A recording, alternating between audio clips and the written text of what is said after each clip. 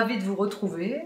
Oui. Ravie, Teresa. Ah, mais Voilà. oui. Bonjour Marie. Encore une petite question d'info. Encore une petite Évidemment. question. C'est l'impact émotionnel de l'information. Mhm. Alors, l'impact est évidemment majeur puisque nous devons, tu vois, c'est comme une boussole, les émotions. Donc, nous devons, du point de vue biologique, réagir aux informations que nous recevons de l'environnement parce que c'est ces informations qui vont nous permettre de fuir, d'aller vers, de se cacher, de laisser passer le temps, d'être patient, de ne pas l'être, etc. Donc, en fait, quand nous percevons quelque chose de l'environnement, l'émotion est directement là. Bah, Directement. C'est un peu ce qui nous embête, parce que par moment on dit aussi je peux rien faire, je perçois la chose comme ça. Voilà, exactement. Et les gens ont tout à fait raison de la manière dont ils s'expriment, l'expérience de voir, entendre, ressentir quelque chose et hop, l'émotion qui vient à ce moment-là. Alors, ceci est une très bonne chose dans le sens que si nous devons très vite réagir, tout d'un coup on a un serpent qui apparaît là et qu'on fait un mouvement de recul, bah c'est parfait, c'est ça qu'on est censé avoir et heureusement, merci la peur, elle nous défend tous les jours. Mais la difficulté, c'est quand nous entendons des informations sur lesquelles on veut nous faire réagir et qui sont des informations plus complexes, qui ont besoin de comprendre les contextes, qui ont besoin d'avoir du sens.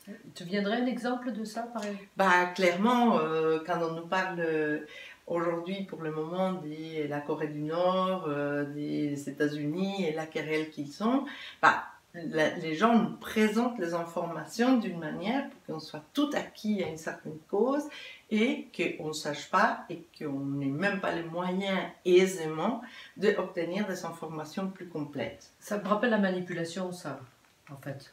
C'est tout à fait ça. Par contre, moi, tu vois, ce à quoi aussi ça m'a fait penser, cette approche émotionnelle, c'est aussi quand justement on nous fait voir des images, des photos, etc., de drames. Par exemple, quand il y a des grands incendies, ou par exemple quand il y a des catastrophes, des inondations, etc., ou des tremblements de terre, bien entendu. L'émotionnel, là, on veut nous le faire ressentir aussi.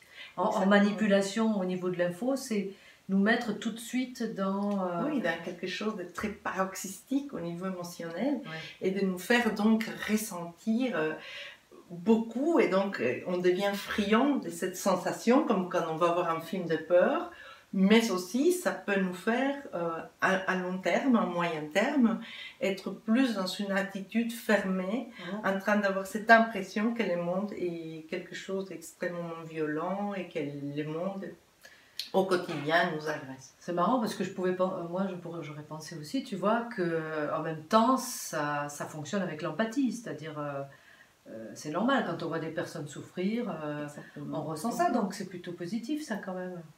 Ça peut être positif dans la mesure qu'on a une vision un peu plus équilibrée en fait au quotidien de ce qui se passe. Mais en réalité, si vous regardez les journaux, vous n'allez pas vous dire qu'ils se sont passés 24 heures pour la plupart des gens dans cette planète qui sont passés sans grande train-train ou sans pas beaucoup de difficultés, et donc on va nous montrer qu'il y a des difficultés, et on va être complètement biaisé.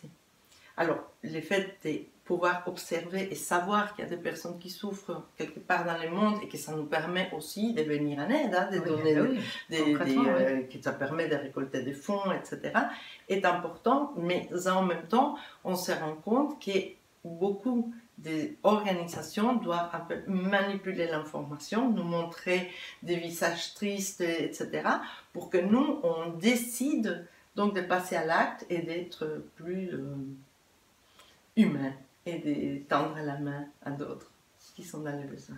Alors nous, on va vous tendre la main, on va vous donner une petite réflexion, on va vous proposer, bien entendu, une petite réflexion. Qu'est-ce que ce serait sur ce sujet, Teresa?